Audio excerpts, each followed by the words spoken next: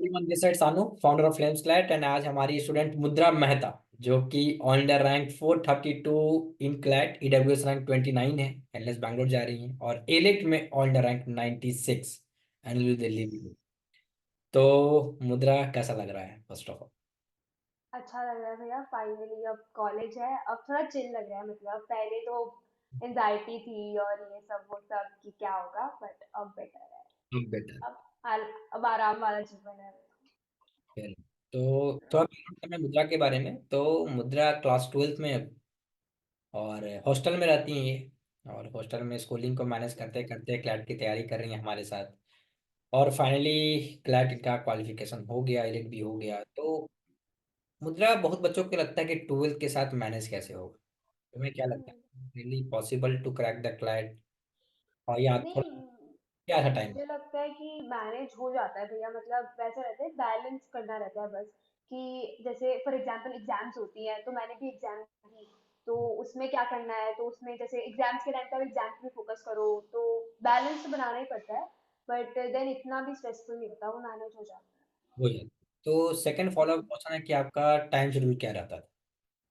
Time schedule मेरा रहता था, मतलब कि वैसे मैं पढ़ने का नहीं रहता था कि इस टाइम पे ये पढ़ना है, इस टाइम पे ये पढ़ना है। बट मेरा एक पैटर्न बन गया था ओवर टाइम। फिर एक जब मैं थोड़ा डिस्टर्ब हो जाती थी, तो फिर मैंने आपको भी कहा था कि मैं आपको सुबह उठ के टेक्स्ट करूंगी। तो मैं रात को सोने से पहले आपको टेक्स्ट करूंगी कि मैंने क्या क्या किया है। तो वो जो एक पैटर्न तब बना था, तो जो लास्ट मंथ में मैंने किया ना, वो बहुत ही ज्यादा शेड्यूल्ड और पैटर्न वाली पढ़ाई थी, विच मतलब जिसका अल्टीमेट रिजल्ट पे इफेक्ट था। और उसके पहले तक तो ऐसा रहता था कि जैसे मॉर्निंग में उठ जैसे अगर रात को लेट सोया है, तो मॉर्निंग में फिर थोड़ा लेट हो जाता था, ये वो थोड़ा सा स्लीप शेड्यूल इफेक्ट भी होता था। बट देन ऐसा रहता था। बट रात को मेरा करंट अफेयर्स का रिवीजन ज्यादा अच्छे से होता था, और मॉर्निंग में क्यूटी में ज्यादा अच्छे से कर लेती थी। तो Yes. बेसिक्स रिवीजन वगैरह सब मॉर्निंग में, मॉक आफ्टरनून में, और इवनिंग में सेक्शनल्स वगैरह जो भी देने हैं, तो ये बताओ कि जो इंसान क्लैट की तैयारी करने जा रहा है, बस। उसको कहाँ से शुरुआत करना चाहिए? मुझे लगता है भैया रीडिंग करनी चाहिए, और रीडिंग वो न्यूज़पेपर वाली भी नहीं होनी चाहिए। कि मैंने भी कभी आज तक इतने इतने रिग्रेसली न्यूज़पेपर फॉलो नहीं किए हैं। आप कोई भी वेबसाइट उठाओ ना आज के दिन पे, जैसे बायर है ये सब, तो these are all the website जो रिफर होती है क्लैरिटी पेपर में अल्टीमेटली।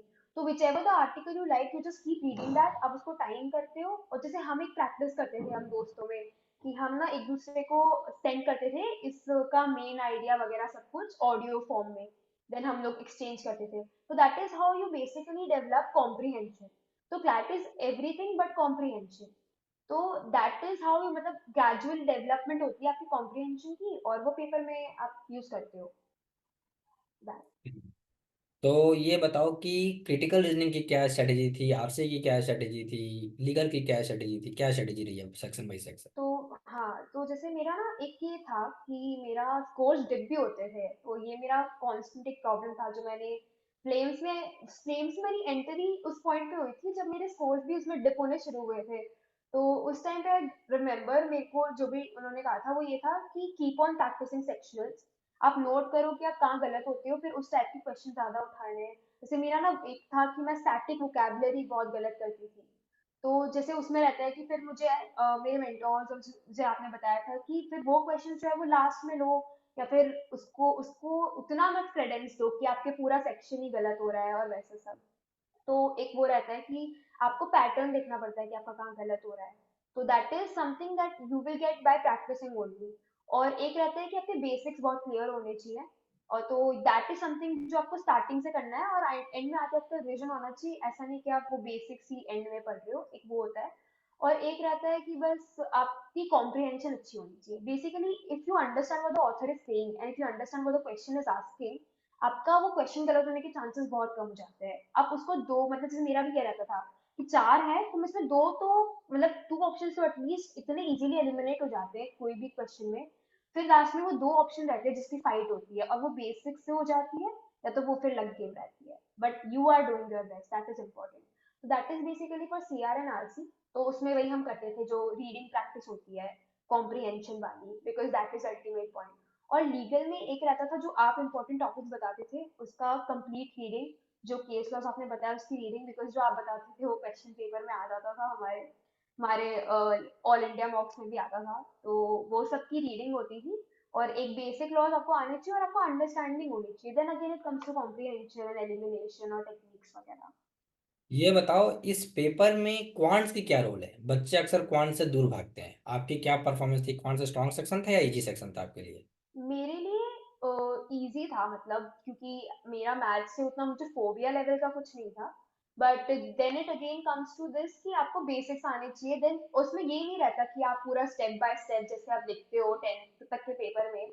तो मेरे उसमें इनिशियली जब मैं प्रिपेयर करी थी तो मेरा ओवर कॉन्फिडेंस उस लेवल का था कि हाँ भाई वो तो मैंने इजीली कर लेना है, जैसे मुझे आता था। तो आई स्कोर्ड गुड मार्क्स, मेरे 100 आया था सीबीएसई टेस्ट में। बट देन मैंने मॉक्स निकाले और उसमें मैंने रियलाइज किया कि यू हैव टू मैनेज आपके रिजल्ट, आपके answers with your time also. क्योंकि आप यहाँ पे 2-3 घंटे का पेपर नहीं लिख रहे हो पूरे मैथ्स का, that's only like 15 marks and that you have to cover in 10 minutes. तो उस बेसिस पे फिर उसकी अलग प्रैक्टिस होती है, जैसे उसकी फिर बैंक एसएससी के जैसे आपने कहा था क्वेश्चंस प्रैक्टिस करने हैं, शॉर्ट ट्रिक्स लगानी है, क्विक कैलकुलेशन। तो वो, और वो बहुत इंपॉर्टेंट रोल प्ले करती है। जैसे इस बार का क्लैट था, अगर आपने कौन छोड़ दिया इस बार की क्लैट के पेपर में, और मतलब मुझे वो पता है क्योंकि वो एक एक मार्क, एक एक 0.25 मार्क्स के ऊपर कितनी रैंक्स कटी हैं उसमें। तो अगर आपने उसमें गलती की है तो that is a big no for you. और उसमें जैसे अगर इजी आ जाता है तो पूरा ही गया, और हार्ड आ जाता है तो फिर आपको ये होना चाहिए कि आपको जो आता है वो आपने किया है ऐसा। तो very basic should be strong और उसमें टेक्निक्स आनी चाहिए आपको सॉल्व करने की। Very much. नेक्स्ट फॉलो जो क्वेश्चन है कि अकॉर्डिंग टू मुद्रा, फ्लैट कंसोर्टियम क्या चेक करना चाह रहा CLAT consortium will check your ability to logically think about these all things, और आप कितना easily grasp कर रहे हो जो आइडियाज वो बता रहा है। तो बेसिकली मैंने स्टार्टिंग प्रिपेयरिंग फॉर क्लैट में मैं उतनी नोवाइस थी कि मैं पॉलिसीज वगैरह के बारे में नहीं सोची थी। But when you gradually read about it तो आपको पता रहता है कि what is happening around the world. ठीक है, कि आज ये स्कीम आई है तो इसमें क्रिटिक्स क्या बोल रहे हैं, सपोर्टर्स क्या बोल रहे हैं, न्यूट्रल लोग क्या बोल रहे हैं, पार्टिसिपेंट्स क्या बोल रहे हैं। तो it basically gives you an idea about what's happening around the world। तो you live with the world, ऐसा नहीं है कि आपको आइसोलेट करके एक सिलेबस में डाल दिया है। there is nothing kind of that, there is no syllabus for CLAT। आपको कुछ भी पूछेंगे कोई भी टॉपिक से, वो 1000 साल टॉपिक पुराना एथेंस वाला भी आ सकता है इंग्लिश के पैराग्राफ में, या फिर वो कल की आई हुई कोई स्कीम भी आ सकती है, G20 आ सकता है, कुछ भी आ सकता है। there is no scheme। so you have to basically be like live a life उस क्लैट के साथ में, you live a life, you understand what's happening, why it's happening, you get both the point of views and then you shape your ideology। तो basically it says कि live a life and understand what's happening around you। तो उसके हिसाब से you build your own ideology। है? Very no. Next question है कि according to Mudra what would be the success mantra जो next year CLAT? Be consistent, do not worry about dipping your marks, क्योंकि I was very anxious, and also do not have any performance pressure, क्योंकि मैंने performance pressure के चक्कर में marks खराब किए हैं और फिर regret भी किया है, फिर मैंने उसका analysis भी नहीं किया है, तो ये तो बिल्कुल मत करना। और सेकंड, वो डिपिंग मार्क्स डिप होते हैं और उसकी एंजाइटी भी होती है विच इज़ वेरी नॉर्मल, बहुत जायज़ है। उसमें उसका कुछ मंत्रा नहीं, उसका कोई गोल ही नहीं है, बस प्रैक्टिस करते रहना चाहिए। वो 2 दिन के वो जोन में जाओगे तुम और वापस आ जाओगे, दैट इज द थिंग। पर उसकी वजह से सब कुछ छोड़ करके एक आध महीने के लिए बैठ मत जाना, that is the worst that can go. बस। क्लैट की तैयारी में क्या डिफरेंस देखती है? फ्लैट और एलेट, भैया मतलब वही था, देखो मैंने ना एलेट की तैयारी फ्लेम्स में आने की बात शुरू करी है।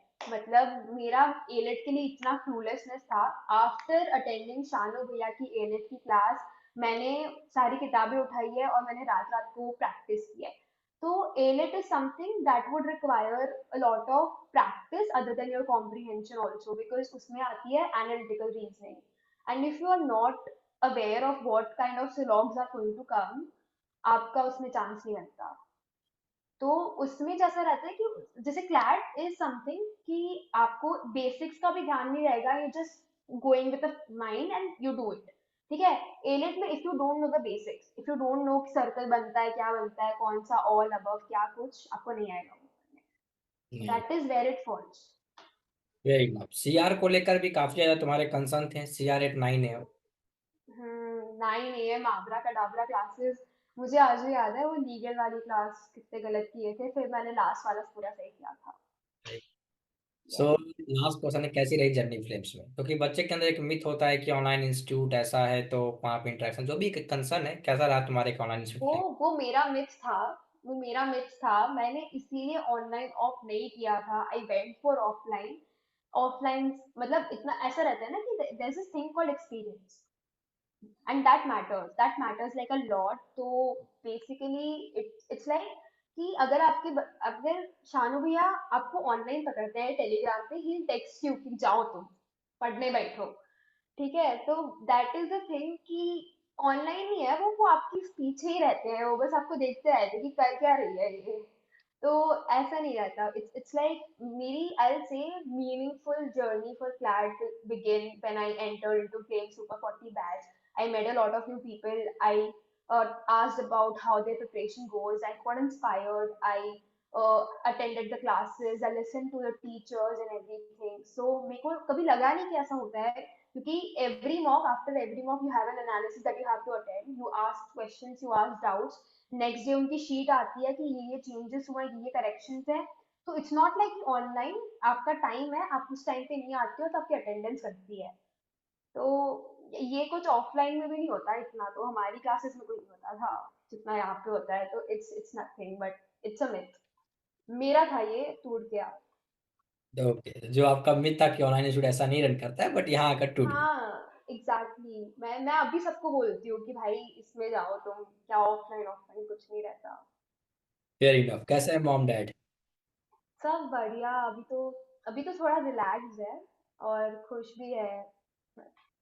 But I am so proud of you मुद्रा, कि जब आप मिली थी, हम्म, डाउट में होगा नहीं होगा, और देख रहा हूँ और आज सुन रहा हूँ, तो मैं तो एक रिमार्केबल जर्नी रही है। और जो मैं ग्रोथ की बात किया था कि जब तुम यहाँ से निकलोगे तो वो पर्सनालिटी में एक ऑरा बनेगा जो सबसे अलग दिखेगा, वो मैं आज देख रहा हूँ। और दैट्स आई गेस कि हमने सारे क्वेश्चन कवर कर लिए। और जो भी हम्म, देख रहे होंगे उनको समझ में आएगा कि क्या तैयारी होनी चाहिए, क्या पर्सनालिटी होनी चाहिए। Clarity is all about personality. आपको जो आज पर्सनालिटी मुद्रा की दिख रही है, जो बाकी लोग की दिख रही है, वो आज आज दिख रही है। 4 महीने पहले क्या था वो मेरे को बैकग्राउंड पता है। Hmm. It's all about the personality, so that's something from our side. And just all the best जो सुन रहे हैं। Signing off this side, Sanu. Thank you so much Mudra, and many many thank you, yeah all the best.